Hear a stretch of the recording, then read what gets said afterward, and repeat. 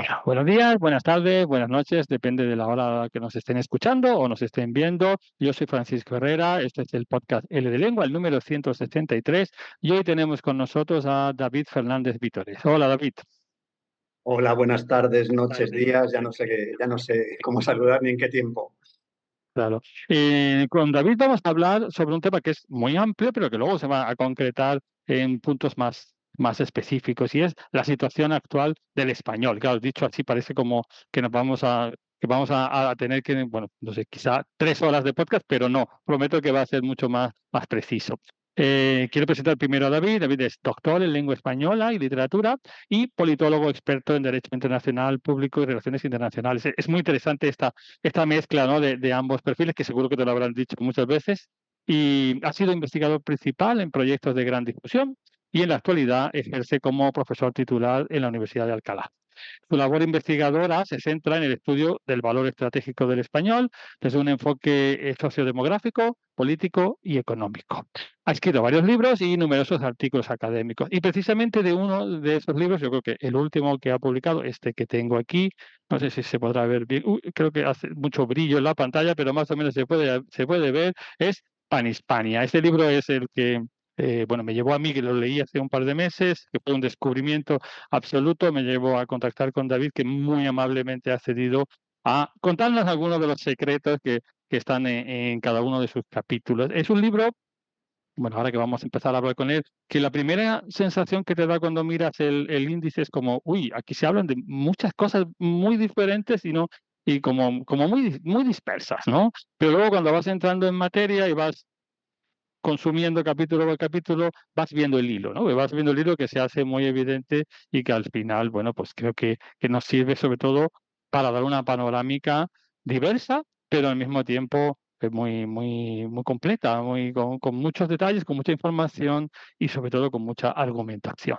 Así que sin más, si te parece, David, vamos a empezar a hablar. No solamente vamos a hablar de tu libro, pero nos vamos a centrar en los temas principales que están ahí.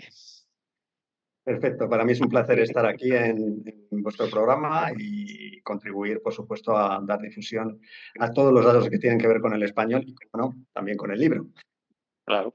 Muy bien, pues bueno, como ya hemos dicho, David, el libro se llama Pan Hispania, pero una cosa que a mí me ha gustado mucho, ya nada más empezar, es el subtítulo, ¿no? Ya en el subtítulo se menciona un país que nunca existió. ¿Qué es exactamente Pan Hispania y por qué afirmas que en realidad es una construcción ficticia, aunque a nosotros nos parezca que tiene la contundencia de un país real? Bueno, pan España, todos los panes a mí me dan muchísimo pánico, por hablar utilizar una palabra que empieza también por pan, pues porque en realidad están asociados a posiciones maximalistas de pues, el pangermanismo, panturquismo, panarabismo. Entonces me esconden detrás una ideología que es especialmente totalizadora en general y no me gusta especialmente. En cuanto a lingüística, todos estamos familiarizados con el término panhispánico, ¿no? Tenemos ahí el diccionario panhispánico y esto yo lo introdujo, yo creo que García La Concha, ¿no? Yo estuve en la Real Academia y es un enfoque lingüístico válido como cualquier otro, pero yo he tomado este nombre, digamos, lo he tomado prestado para crear una especie de país imaginario en el que situar a todas esas cosas de las que el español carece en estos momentos para poder seguir avanzando como lengua de presencia internacional, porque tampoco la defino yo mucho como una lengua internacional propiamente dicha al español, sino que siga teniendo cierta presencia internacional. Entonces, se trataba un poco de coger este término unitario para crear ese país a propósito que me sirviera de excusa para cuáles son los defectos o las carencias que tiene el español en estos momentos a la hora de exportar su mensaje y también su cultura. Por supuesto, no hay que olvidar que la lengua, uno de los principales instrumentos de difusión de la cultura, ¿no? Entonces, Ujú. penetra la lengua, penetra toda la cultura y las señas de identidad hispánicas, en este caso. Está bien. En cierto imaginario colectivo, bueno, ahora me viene a la cabeza un titular, yo creo que era del diario El País de hace algunos años, que titulaba algo así como el español, el petróleo de España, ¿no? Como si fuera un equivalente al oro como patrón o a la gran riqueza oculta dentro de nuestra cultura, que además estaba muy centralizado en España, curiosamente, ¿no? Y hay como esa idea de que el español está siempre en contraste de expansión y además se utiliza muchas veces como un léxico así bélico, ¿no? Es como la guerra contra otras lenguas, la conquista, ¿no? Ese tipo de, pues no sé, de metáforas que siempre son un poco arriesgadas, ¿no? Para ti, ¿qué datos desmontan esta visión tan triunfalista del idioma, ¿no? Bueno, ahí me hace gracia que hagas referencia a ese titular. Hay miles parecidos a ese, no a lo mejor cargando tanto las tintas, pero desde luego bastante intensos y yo los defino en el libro como excesivamente triunfalistas, ¿no? Algunos tengo que decir que he ayudado yo a propiciarlos, ¿no? Porque yo, como, como sabes Ya. por el currículum que has leído y lo que vendrá en el libro también como reseña bibliográfica, he hecho el informe El español, una lengua viva desde sus inicios prácticamente, bueno, desde sus inicios. Y, y entonces, bueno, pues un libro que ha tenido mucha repercusión de cara a los medios de comunicación, es bastante conocido, entonces los periodistas con su buena voluntad, buena fe, pues intentan generar titulares y nosotros se los servimos y pues los ponen muchas veces y en realidad pues desde el Instituto Cervantes, que es un organismo de promoción de la lengua, viene bien que el español crezca, digamos, ¿no? Entonces yo lo que he pretendido con este libro es no desmontar eso, sino leer un poco entre líneas, es decir, revisitar esos datos y leerlos de forma desapasionada y ver esas cosas que se quedan un poquito al margen de los grandes titulares y que muchas veces la gente hace scroll down, como dicen los ingleses, y se queda con que el español crece muchísimo, es maravilloso, cosa que a mí me lo parece, evidentemente, porque soy hablante y me encanta el español y me dedico a intentar que cada vez se hable más y a su difusión, pero es cierto que hay datos que no podemos soslayar, ¿no? Uno de ellos es el número de hablantes de español, pues, efectivamente es el petróleo para el español, para la hispanidad es la lengua, pero es que el hecho de que crezca en números absolutos el español cada año no quiere decir que no lleve ya más de una década reduciéndose su valor relativo, porque hay otras lenguas que están creciendo muchísimo más, entre ellas el francés como segunda lengua, mismamente el inglés, otras lenguas, ¿no? Comparativamente, el chino, comparativamente está perdiendo valor y presencia internacional. Ese es uno de los datos que podrían desmontar esta visión tan triunfalista del idioma por responder a tus preguntas. Otra, pues por ejemplo, el número de alumnos. El número de alumnos lleva creciendo desde que yo empecé a redactar el informe del español en una lengua viva prácticamente todos los años. Algún año, pues por ejemplo, con el COVID vimos una merma, pero gran parte de este crecimiento no se debe a un crecimiento gradual, sino que ha sido debido a la incorporación de alumnos que ya existían con anterioridad, pero de los que no teníamos constancia porque no se habían elaborado los estudios lo suficientemente pormenorizados como para incluirlos dentro de la contabilidad del español, dentro de las cuentas del español.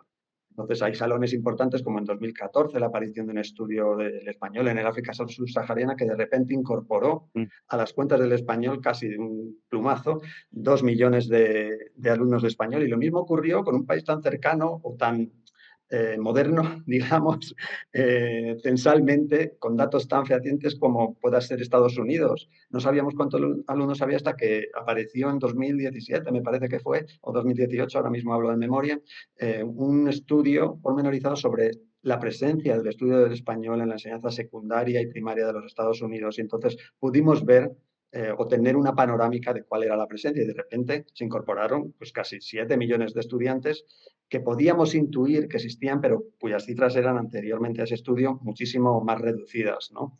Eso es uno de los puntos también que desmontan esta teoría. Y otra, por supuesto, que creo que es ahora mismo la madre del cordero, es la confianza excesiva que se está poniendo en casi ciega en la comunidad hispana de los Estados Unidos, ¿no? Que yo siempre he dicho y sigo diciéndolo que es la plataforma de lanzamiento del español como lengua internacional, si es que se puede decir que es una lengua internacional el español, ¿no? Es la plataforma más sólida que tenemos ahora mismo de difusión del español de puertas afuera, para promocionarlo fuera de lo que es el área hispánica, porque es que el problema con la promoción del español es que todas estas cifras son muy bonitas, pero se autofagocitan dentro del área hispánica. Estamos, digamos, encantados de conocernos, pero a la hora de exportar el español, que es lo difícil y es, hay que decir, donde está la materia prima, hablabas antes de petróleo, donde están los principales caladeros de clientes, no es dentro del área hispánica, que estamos hablando para convencidos, más que nada porque ya todos hablamos y dominamos el español, en su mayoría somos fundamentalmente, 95% somos nativos de español dentro del área hispánica, pues, o sea que nuestros clientes están fuera, ¿no? Y sin embargo ellos no reciben estos mensajes tan optimistas porque no tenemos un aparato de promoción lo suficientemente potente como para exportar estas ideas tan positivas. Y en este sentido, la comunidad hispana de los Estados Unidos es una herramienta muy potente, pero se está confiando excesivamente en ella porque muchas veces eh, las cifras se leen de una manera que no muestran toda la realidad, creo yo. Ujú. Muy bien. Bueno, uno de los mitos que comentas en el libro y que está relacionado con lo que acabas de decir es el de que Estados Unidos va a ser como el futuro, el líder del español. Pero ¿por qué crees que esta idea es exagerada o equivocada? ¿Y cómo se conecta con la realidad más absoluta actual del cambio de política del nuevo gobierno en Estados Unidos? Y bueno, se ha dado mucha importancia, por ejemplo, al hecho de que de pronto la web de la Casa Blanca ya no tiene su versión en español. Entonces, esta idea otra vez de volver a English Only de hace décadas, ¿no? Bueno, no sé si vamos en una dirección o hablar de Estados Unidos de una sola dirección es imposible, porque estamos hablando de un país enorme, con una cultura muy variada, con una situación geográfica, cultural, demográfica, que es absolutamente, bueno, contextual, ¿no? Creo que es muy difícil en ese sentido tener una sola tendencia o una sola dirección, pero bueno, tú que conoces mejor los datos y que estás más apegado a esa información, ¿cómo lo ves, no? Bueno, en primer lugar, yo no creo que sea una idea exagerada decir que el español en Estados Unidos es quizás la baza más importante que tiene ahora como expansión global y como instrumento para darse a conocer. De hecho, yo soy muy partidario de esa idea y he ayudado un poco a difundirla, ¿no? Con mis trabajos anteriores. Pero hay que ser realistas un poco, hay que ser realistas y, por ejemplo, hay una cosa que tradicionalmente hemos aparcado en el sentido de que creíamos que el español había alcanzado la masa crítica suficiente como para sobrevivir al margen del inglés. Y esta supervivencia es real, pero hay que analizarlo un poco más en detalles. Me estoy refiriendo sobre todo a la ley de hierro de las tres generaciones, que dice que nietos acaban perdiendo la lengua de los abuelos hispanohablantes, ¿no? Y es cierto que hay una inmigración muy fuerte que alimenta cada año la nómina de hablantes de español abrumadoramente y crece muchísimo el español. Proporcionalmente ahora crece menos, por ejemplo, que las lenguas, que la comunidad asiática, la comunidad hispana, pero, por ejemplo, la ley de hierro sí que existe dentro de la comunidad hispana y es cierto que las terceras generaciones hablan mucho menos español. Esto en los censos, y yo, por ejemplo, es una cosa de que he reformado este año, tradicionalmente la gente que se definía como hispanohablante en casa, en el entorno doméstico, la dábamos como hablante nativa. Sin embargo, el año pasado apareció una cosa que es muy gratuita realmente, ¿no? El año pasado apareció un estudio del Pew Research Center, que es, como sabes, muy reputado en Estados Unidos y monitoriza la comunidad hispana de cuando en cuando, en el que este conocimiento era relativo. Muchas veces la inscripción étnica de cara al censo de los hispanos no tenía mucha correspondencia con el nivel de lengua de puertas afuera. Entonces, hablaban con la abuelita, de hecho, esto se llama también el fenómeno abuela en Estados Unidos, ¿no? Pero más allá, no. En una entrevista de trabajo, a lo mejor no eran capaces de mantener una entrevista de trabajo en español ni de redactar. Entonces, es un español que a lo mejor no tienen acento a la hora de hablarlo, pero cuyos conocimientos no son muy sólidos y es bastante precario, al final acaban cambiando al inglés, ¿no? Entonces se redujo bastante el número de personas nativas hispanohablantes que pasaron, pues las que dejaron de ser nativas en cuanto a la contabilización al grupo de competencia limitada que llamamos. Lo que quiero llamar la atención es que este equilibrio, que sin duda alguna todavía se beneficia de la comunidad hispana de un flujo muy potente de inmigración, procedente por supuesto del sur, y no es lo mismo en Estados Unidos, estados como Arizona, Nuevo México, Texas, California, que si te vas al norte a Montana, Idaho, Wyoming, por ejemplo, o en Old Bible Belt, que llaman, ¿no? A Missouri, es muy distinto, aunque la dispersión geográfica de la comunidad hispana cada vez es mayor, todavía está muy concentrada geográficamente, ¿no? Un dato positivo, por ejemplo, es que en la mayoría de los negocios en Nueva York, si paseas por cualquier calle en Nueva York, ya ese cartel típico que te encontrabas hace 20 años, bueno, 30 años, diría yo, de se habla español, ya no está en ningún sitio, ¿no? ¿Por qué? Porque en cualquier tienda alguien va a saber español y eso es fantástico para los hispanohablantes, ¿no? Y es un avance y quiere decir que ha medrado la lengua a lo largo de los años, ¿no? Pero quiero llamar la atención sobre la fragilidad de este equilibrio y lo estamos viendo ahora con todas las medidas que se han aplicado recientemente de Trump, ¿no?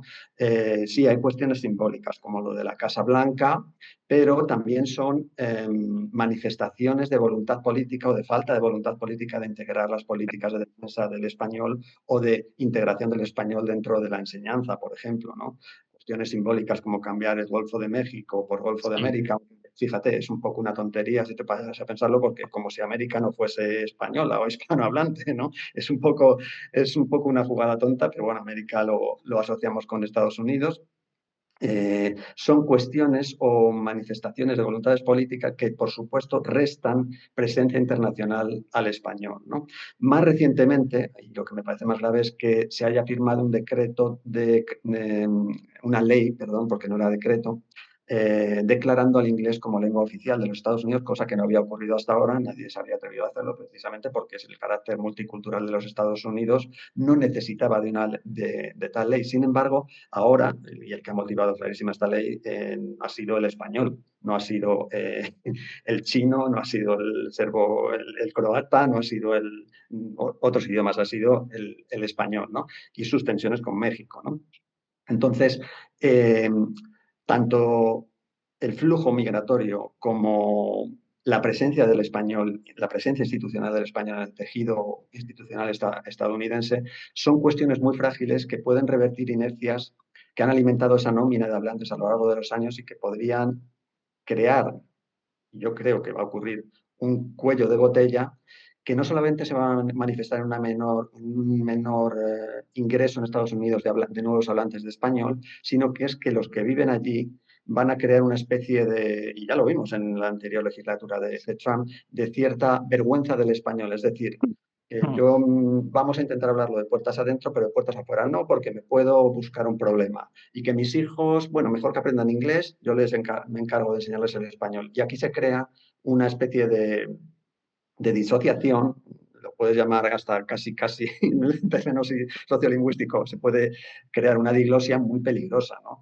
Muy Mm. peligrosa porque quiere decir que es que la gente tiene un poquito de miedo de hablar el español porque cree que puede perder oportunidades o incluso ser amonestado o expedientado públicamente o, en el caso de la inmigración ilegal, por supuesto, pues delatan un estatus dentro del país que, como su nombre indica, es ilegal y que ahora estamos viendo que se están poniendo mano dura, ¿no? Lo vimos en la época de la anterior legislatura porque hubo también mucha campaña en contra del español. Después, si uno ve los datos, no dejó de entrar en ningún momento inmigración, por mucho muro que se empezara a construir. A veces son cuestiones más simbólicas que de otra índole y no tienen un efecto real sobre el español. Puede que ocurra ahora también, pero bueno, la encrucijada o el panorama internacional ahora mismo es tan frágil en todos los sentidos que es muy difícil aventurarse sobre cuáles serán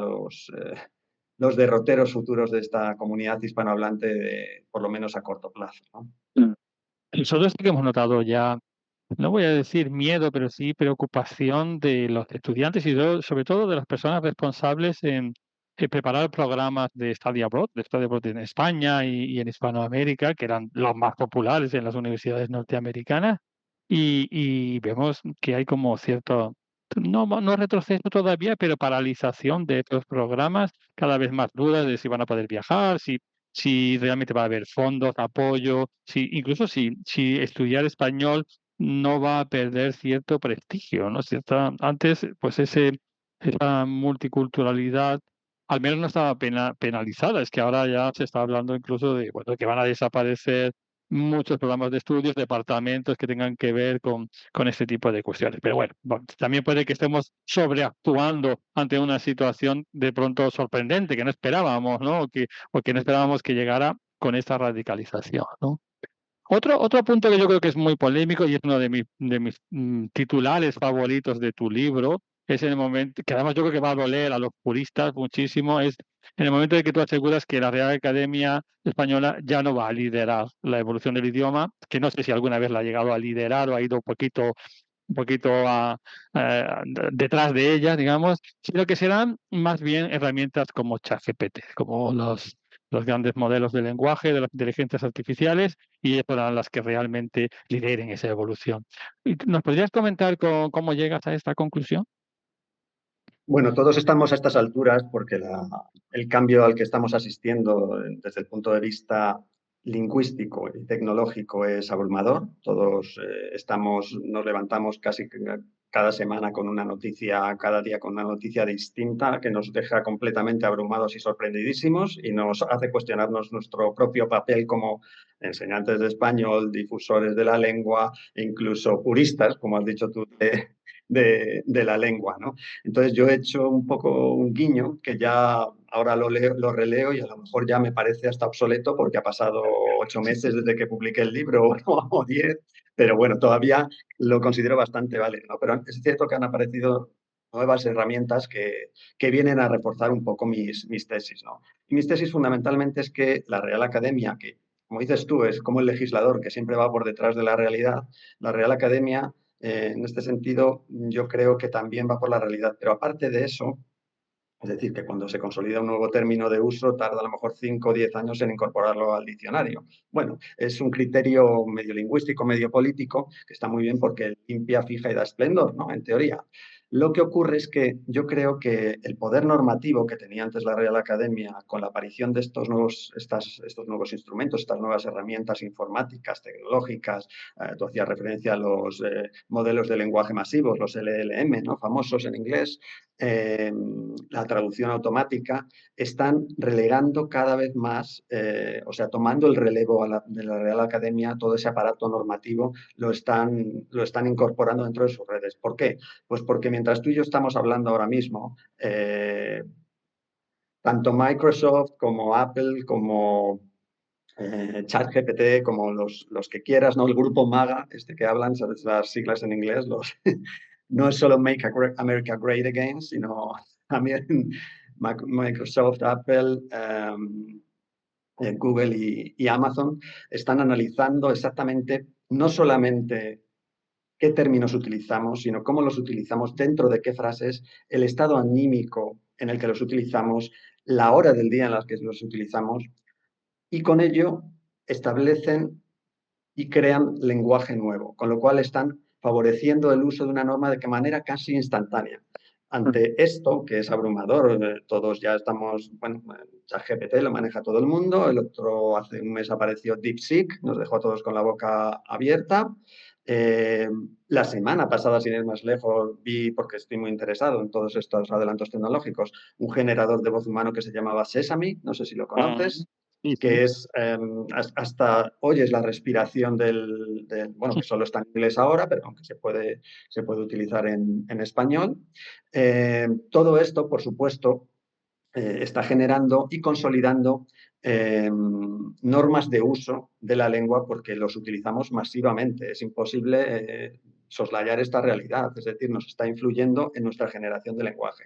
Y frente a esto, una Real Academia que tiene casi un aparato jerárquico, casi decimonónico, digamos, en su funcionamiento, que a la hora de supervisar nuevos términos o no, tarda tantísimo, hemos dicho 5 o 10 años, pues por supuesto el poder normativo frente a estos instrumentos tecnológicos es mínimo, ¿no? Yo describo, lo cito en el libro un poco irónicamente diciendo que tiene una postura un poco quijotesca, pero quijotesca a la inversa, porque digamos que ve molinos donde en realidad hay gigantes tecnológicos, ¿no? Por eso hablo del quijotismo de la Real Academia un poco utilizando ese guiño, ¿no? En estos modelos de lenguaje, además, ocurre una cosa muy curiosa, que empieza a haber estudios, pero se puede ver también como usuario de a pie, un poco sensible con la lengua y la lingüística española, que se está consolidando, y ese es uno de los grandes peligros, un sesgo a favor de la lengua inglesa, que es por la que pasan casi todas las traducciones que se hacen, ¿no? Si utilizamos ChatGPT, por ejemplo, para traducir, o el traductor que viene por defecto en Google, si estamos buscando una página web que nos la traduce muchas veces a un nivel muy óptimo, ¿no? Y esto, pues, implica pérdida, por ejemplo, de riqueza léxica que a lo mejor teníamos muy consolidada, pero eso, claro, si la gente está utilizando esto, los jóvenes traducen con estos instrumentos cuando tienen dudas sobre una página web en inglés, por supuesto no van a verificar si está bien traducido, si no se van a ir a la página de la Real Academia para verificar que la traducción está bien hecha, irán avanzando e irán incorporando toda esta, entre comillas, sabiduría que les da la tecnología, que lo que hace es consolidar sesgos entre unas cosas, hablo de sesgos lingüísticos, también se habla de sesgos en otros aspectos, como el tratamiento de género y de cosas de estas. Y, bueno, me interesa menos porque no está dentro de mi ámbito, pero también se van consolidando ciertas inercias, ¿no? Y frente a esto, pues la Real Academia pues, realmente tiene poco que hacer, tiene poco que hacer. Y eso, bueno, una cosa muy buena que ha hecho es que en casi todos estos traductores les ha cedido su corpus casi de manera gratuita, el corpus de la Real Academia. Entonces, como todavía tienen cierta supervisión humana, todos estos modelos de lenguaje masivo no son totalmente autónomos, sino que se van corrigiendo muchas veces por humanos, pues bueno, se puede ir incorporando ese acervo que ha costado tanto reunir a lo largo de los siglos, ¿no? A mí lo que me da pena es que porque ese acervo esté ahí, no han recibido nada de dinero, lo han dado de manera gratuita, ¿no? Cuando es un trabajo que han hecho todos los fabulosos filólogos y lingüistas que ha habido desde que se creó la Real Claro. Academia, ¿no? Y es una pena, se lo hemos dado completamente gratis. Pero bueno, supongo que también la labor de amanuense aquí se, se agradece y se respeta, ¿no? La transmisión del conocimiento es tan importante como el conocimiento. Sí. Muy bien. Bueno, vamos a entrar ahora a un tema, una parte quizá un poco pues, política, claramente, ¿no? ¿Cuáles son, en tu opinión, los principales errores de dinámica lingüística, de apoyo a la política lingüística que han frenado la proyección del español, especialmente en Europa? Sobre todo si lo comparamos con experiencias cercanas como el apoyo que el Estado francés siempre ha hecho, no solamente a su lengua, sino a su cultura, a su educación, ¿no? Yo creo que además es el más evidente, ¿no? Y el modelo más interesante frente al del español, que yo creo que se ha basado mucho más bueno, pues en el poderío demográfico, pero no precisamente en el económico o no precisamente en la inversión pública, ni siquiera privada tampoco, ¿no? Sí, bueno, ahí dices una verdad que, como se dirían en la Real Academia, es una verdad como un puño, ¿no? O sea, la gran baza del español ha sido la fuerza demográfica que tiene, que todavía es muy potente, pero en cuanto a políticas lingüísticas, realmente yo ahí tengo sentimientos encontrados, porque no creo que haya una política lingüística realmente eficaz y aislada de promoción del español, sino que tiene que ir acompañada de otro tipo de políticas. Normalmente tienen que ver con el lado de la política real, la diplomática, en la esfera internacional y de la económica, ¿no? Fundamentalmente. Y lo otro es dar palos de ciego, como suele decirse muchas veces, ¿no? Tú traes una política, es muy bonita, pero no deja de ser una declaración de intenciones. Y esto pasa también en el ámbito francés. Los franceses han sido con su lengua totalmente centralistas desde prácticamente Napoleón y de hecho reformaron la constitución francesa, yo creo que fue en 2002 o 2003, para incluir un poco las lenguas regionales, que también las hay, aunque pensemos que no las hay en Francia, pero hay 8 lenguas regionales y minoritarias. Eh, Sin embargo, nunca se les ha dado demasiada visibilidad y la lengua central, porque se considera un instrumento tremendo de difusión de la cultura francesa, es el francés por excelencia y se sigue reivindicando ese papel. Son muy chauvinistas a la hora de, por ejemplo, en Europa, defender su lengua, el pabellón lingüístico francés. Cuando estaba Dominique de Villepin, por ejemplo, crearon un Vademecum, un vademecum para los delegados que intervenían ante la Comisión Europea y el Parlamento Europeo de cómo tenían que utilizar su lengua y cómo tenían que protestar ante las instituciones comunitarias cuando su lengua no estaba lo suficientemente representada en los servicios de traducción e interpretación. Hasta eso llega. Después esto no pasa del terreno de la anécdota, ¿no? Porque muchas veces en la dinámica de funcionamiento de las instituciones no va más allá y muchas veces hay que discutir temas más importantes que lo que es la agenda lingüística. Es decir, que tú no puedes parar una reunión porque no esté, que van a aprobar una ayuda humanitaria para Darfur, por ejemplo, porque tu lengua no haya sido lo suficientemente representada en esa reunión, ¿no? Entonces choca un poco con la dinámica institucional, pero es verdad que se agradecería desde los gobiernos españoles que hubiese un apoyo incondicional al español en este sentido y que por lo menos no tirasen piedras contra su propio tejado, ¿no? Porque, por ejemplo, en 2005 eh, estaba Rodríguez Zapatero en el poder, se aprobó una partida, una ley para intentar no, se hizo, vaya, para dar cobertura lingüística a catalanes, vascos en el Parlamento Europeo, incluso gallegos en el Parlamento Europeo que quisieran hacer uso de su lengua. Está fenomenal, pero eso lo hacemos con cargo al gasto no presupuestario de la Unión Europea, sino español. Y se puede hacer, tienen posibilidad de hacerlo desde 2005, creo, ¿no?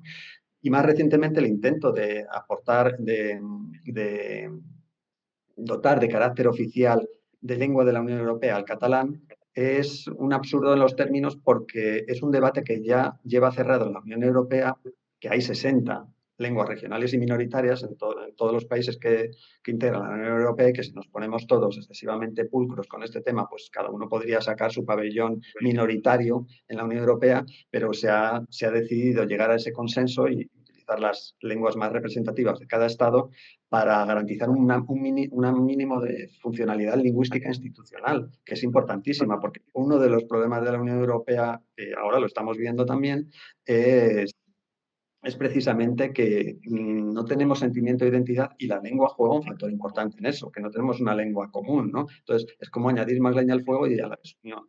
Y también por eso desde el punto de vista internacional, pero es que desde el punto de vista nacional, a la hora de promocionar todas estas lenguas, este multilingüismo, lo que haces es diluir en el multilingüismo que exportas de las lenguas cooficiales de la Unión de España en la Unión Europea, el mensaje más importante de difusión del español a nivel internacional, que va a ser tu baza, no solamente en España y en la Unión Europea, sino en toda Hispanoamérica, ¿no? Entonces, esto yo creo que no se hace muy bien desde los gobiernos. Hay que decir que los gobiernos que han incidido en esto han sido socialistas, que si no me equivoco, y bueno, no me parece la visión más correcta, ¿no?, de abordar el tema en Europa. Otra carencia que yo veo es, por ejemplo, el Instituto Cervantes, al que yo aprecio mucho porque he trabajado muchos años para él, haciendo los estudios sobre el español. Yo creo que no pone en sus cuadros más directivos, no pone a gente, a personas que tengan un perfil lo suficientemente comercial o político. Pone a grandes filólogos y grandes escritores. Y esto creo que es un error.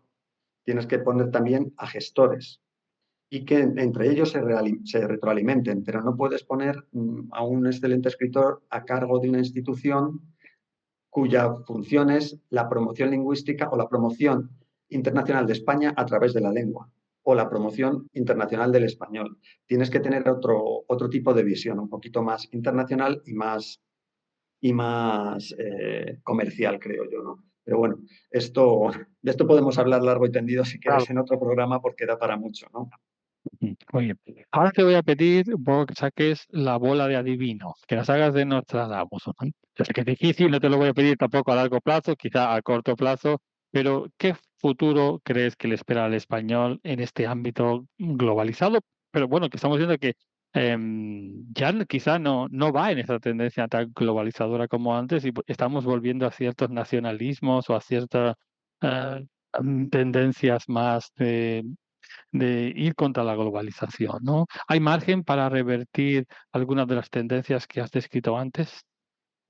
Eh, sí, por supuesto que hay margen. Yo creo mucho, o sea, una de las perogrulladas que digo en el libro es que la proyección de una lengua, y esto cito, empiezo el libro citando a Nebrija, o por lo menos en las conclusiones, ¿no? Que la lengua es compañera del imperio, creo que no ha cambiado desde Nebrija hasta nuestros días, ¿no?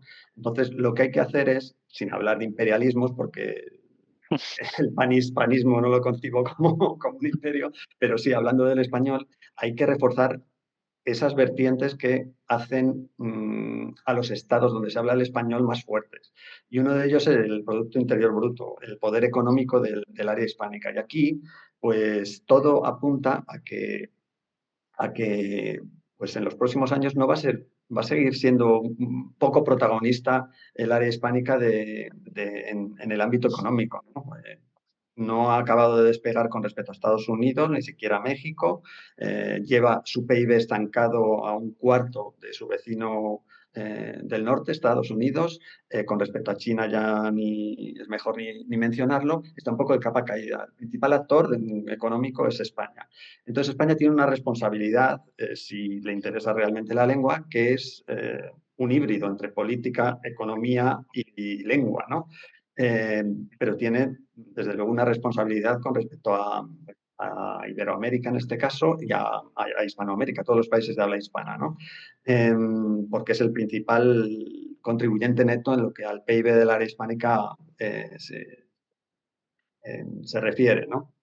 Entonces, bueno, ahora estamos viendo, por ejemplo, que España es el cuarto país por PIB, la cuarta economía de la Unión Europea, por ejemplo. Pues una cosa que no le viene nada bien al español es que, por ejemplo, un presidente del gobierno se ponga de perfil en cuestiones que le atañen directamente, como ahora se está debatiendo, por ejemplo, el incremento en defensa, ¿no? Puedes estar de acuerdo o no, pero tienes que dar tus argumentos de una manera razonada, fuerte y, desde luego, no perder la baza diplomática que eso te está brindando. Estamos viendo a Macron y a Merz, el canciller recientemente elegido, que están adquiriendo un protagonismo tremendo. Esto se va a replicar y va a tener un efecto dominó después en el peso internacional de sus respectivas lenguas. Y probablemente, si esto sigue así, en los próximos años veremos un reforzamiento del estudio del francés y del alemán. Y esto, tristemente, puede ocurrir. Entonces, esto será en detrimento del español, que precisamente había ganado terreno tanto al francés en los últimos años en la Unión Europea, al estudio del francés y del alemán. El español es su principal área de crecimiento, ¿no? Entonces se podrían revertir tendencias que son ahora mismo totalmente virtuosas para el español dentro de la Unión Europea. Entonces, bueno, ya sé que depende de muchas cosas el decantarte por una cosa, pero desde luego, esconderte, o la técnica del avestruz de no aparecer en la foto para que no te relacionen con ciertas políticas, no es una baza buena para el español, ¿no? Tampoco es una buena baza para el español, ya yéndonos a otro continente, las tensiones entre México y Estados Unidos, por ejemplo, desgraciadamente, ¿no? Entonces, la política que hemos hablado antes de Trump dentro de Estados Unidos, pues, pues desde luego no es muy buena para el español, pero es que tampoco la imagen que se desprende de México como país pobre, lleno de delincuentes que quieren colarse en Estados Unidos, y incluso el PIB, que va a afectar todas las políticas no solo de inmigración, sino de aranceles que está poniendo en marcha Trump al intercambio comercial, y puede que cree el 80% de las exportaciones que hace México son a Estados Unidos. Imagínate cómo le van a afectar los aranceles. Esto va a tener un efecto en su economía bestial, y probablemente se reduzca todavía más el PIB del área hispánica de lo que se estaba reduciendo en los últimos años, ¿no? Y México es uno de los principales actores del continente americano, porque es que si nos vamos a Centroamérica, eh, es que prácticamente, excepto Costa Rica, un poco, no tenemos ningún país que esté despegando, por desgracia, económicamente, ¿no? Argentina parece que se está encauzando, pero yo la última vez que estuve me parece que fue hace un año, no más. Fíjate, no, justo antes de que entrara Milei, porque todavía está en el proceso electoral abierto. Y, Y es que estamos hablando de hiperinflaciones, de cosas que prácticamente desde los años 70 no hemos conseguido darnos del cuerpo, ¿no? Con estos embajadores tan pobres, desde un punto de vista económico, es muy difícil consolidar el pabellón internacional del español, ¿no? Desgraciadamente perderá protagonismo en este área. Entonces, por eso creo que gran responsabilidad la marcha del español en el futuro va a recaer sobre España y el protagonismo que pueda adquirir en la escena internacional Europa, si es que realmente se reactiva la idea de Europa, se consolida, porque también otra opción es que se desmembre totalmente como ocurrió con la Unión Soviética en los años, a principios de los 90, ¿no?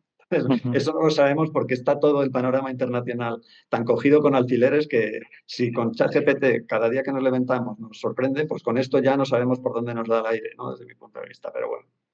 Muy bien. Pues ya para cerrar la charla, me gustaría bueno, que dieras algunos consejos de alguna manera a los docentes y a los promotores del español como lengua extranjera, entendiendo como promotores, pues, a cualquier persona responsable de un programa de español, que tenga que ver con acción cultural o que tenga que ver con algo que lleve el español fuera de nuestras fronteras. ¿Qué estrategias o qué enfoques recomendarías para que nos pudiéramos adaptar a este escenario? Pues mira, esta pregunta me parece casi la más complicada de hacer y es, en realidad, los que nos dedicamos al español desde un punto de vista sociodemográfico, un poco de geoestrategia, digamos, en realidad es esta la pregunta que tenemos que responder y todavía no le hemos dado una buena respuesta, yo creo, ¿no? A mí se me ocurren varios frentes y realmente muchos de ellos van a ser un poco traumáticos.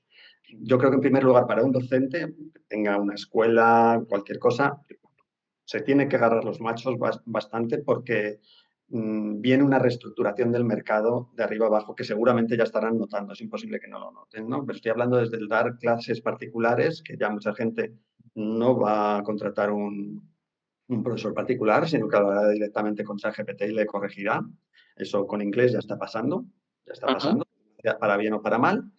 Eh, entonces, la reestructuración del mercado ya está ahí, es imparable. Lo hemos visto en campos como la traducción. Yo estoy muy relacionado con el ámbito de la traducción, he sido traductor e intérprete durante muchos años y por supuesto, que ha volcado totalmente el mercado, ¿no? Ahora mismo no tiene nada que ver con lo que era hace 30 años, ni hace 10 años, te diría yo, ¿no? Desde que empezó toda la traducción neuronal y los modelos de lenguaje masivos y sigue avanzando, ¿no? Entonces, muchos puestos de trabajo, desde luego, van a desaparecer dentro de la docencia del español. No solamente eso, sino que también muchos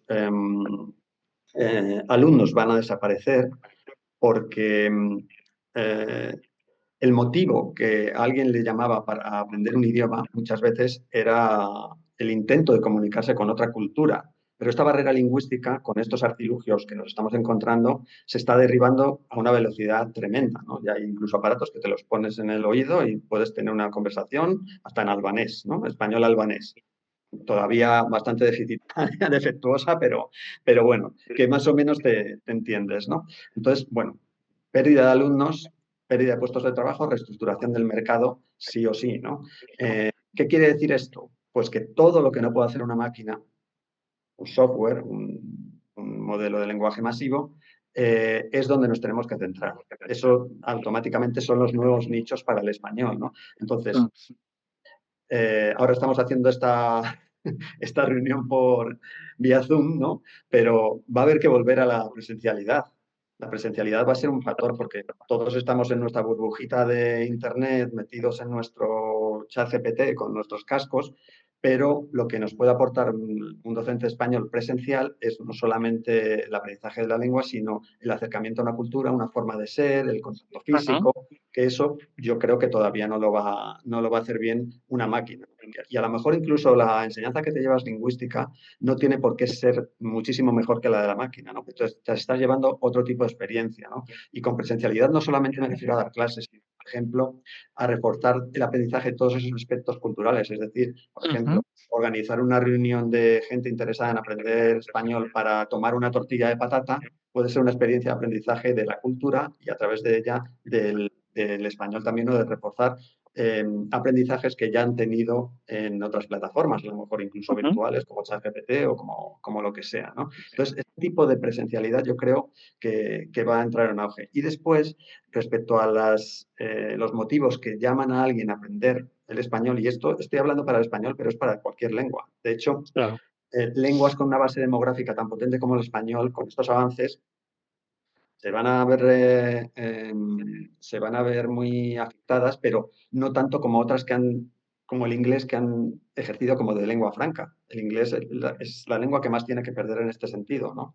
Porque mucha gente no va a necesitar ya aprender una lengua que a lo mejor ni le llama. Sin embargo, el español, que tiene una base demográfica potente, una amplia geografía, aunque muy compacta, que tiene una diversidad cultural tremenda, pues a lo mejor ese es un motivo más fuerte que el hecho de poder comunicarte con una persona por el uso de la lengua, que a la hora de aprender una lengua, ¿no? Entonces, todo eso significa una reestructuración del mercado del español bestial, ¿no? Bestial. Y en este sentido, pues algunos, en cuanto a nichos, no solamente de aprendizaje, sino de, de puestos de trabajo que exijan lenguas, porque desde luego se ha devaluado. Ahora mucha gente no pone ni los idiomas que sabe en el currículum, ¿no? Que antes era prácticamente, ponías, no sé, soy bilingüe de Ujú. inglés. Todos éramos bilingües de inglés, ¿no? Pero ese tipo de cosas, eh, sí que van a aparecer nichos nuevos, por ejemplo, en trabajos que utilicen las lenguas dentro de empresas multilingües, pero que incluyan cierta labor diplomática o social. Es decir, Ujú. en departamentos de relaciones públicas de alguna multinacional, ¿no? Que tengas que quedar bien en una comida con el embajador, con el directivo de tal o cual empresa, que utilices las lenguas. Ahí yo creo que todavía va a haber un nicho. Lo que pasa es que, claro, estamos hablando de un mercado muchísimo más reducido del que había antes, ¿no? En cualquier Claro. caso, esos son los consejos que se me ocurren así un poco a vuela pluma, ¿no?